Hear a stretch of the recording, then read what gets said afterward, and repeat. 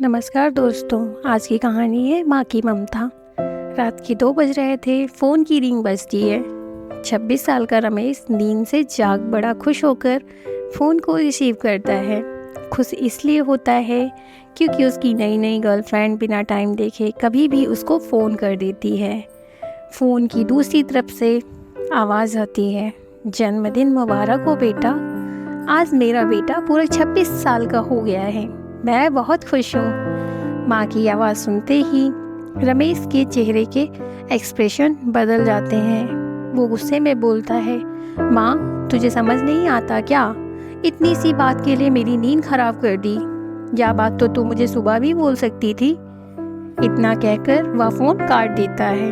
थोड़ी देर बाद फिर से फ़ोन की रिंग बजती है। रमेश फिर से फ़ोन उठाता है और इस बार फ़ोन पर पापा होते हैं।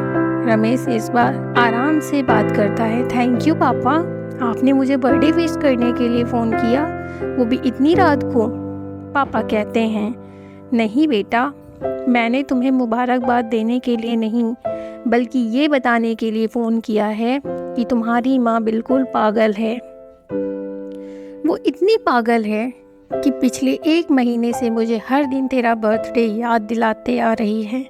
वो इतनी पागल है कि तू हमसे सैकड़ों किलोमीटर दूर है, फिर भी उसने यहाँ पर खुद अपने हाथों से तेरे लिए केक बनाया है। ऊपर से ये जिद कर बैठी है कि जब तक तुझे विश नहीं कर देती तब तक ना खुद खाना खाएगी ना मुझे खाने देगी। रमेश सब ध्यान से सुन रहा था और उसे ये महसूस भी हो रहा था कि उसने अपनी माँ को फॉर ग्रांटेड ले लिया था। वो बोला, नहीं पापा, माँ बिल्कुल पागल नहीं है।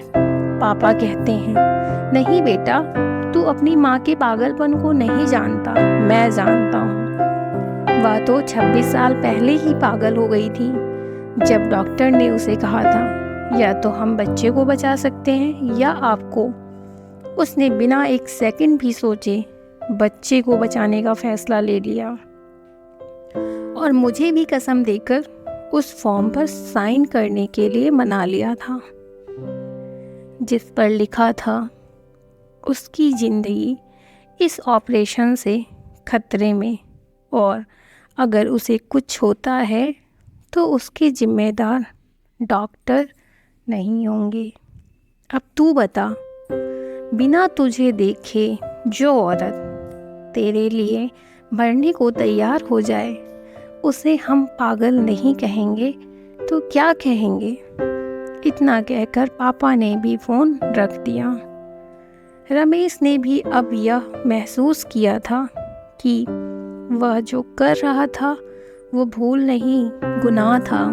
हाँ, एक बार किसी इंसान को दुख दो तो कोई बात नहीं, लेकिन भगवान को दुख देना गुनाह ही होता है और माँ भगवान से कम नहीं होती। पश्चाताप के आंसू उसकी आंखों से बह निकले।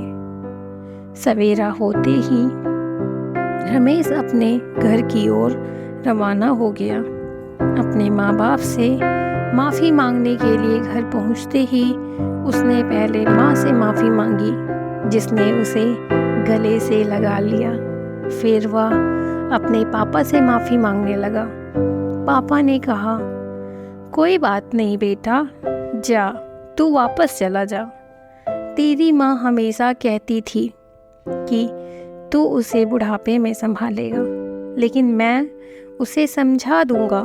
जैसे आज तक मैं उसे संभालते आया हूँ वैसे ही आगे भी मैं उसका ख्याल रखूँगा। उसे भी यह समझ लेना चाहिए, जो बेटा उसके एक फ़ोन करने से परेशान हो जाए वह उसे उम्र भर क्या संभालेगा। बाप की ऐसी कड़वी बातें सुन रमेश की आंखें बहने लगी।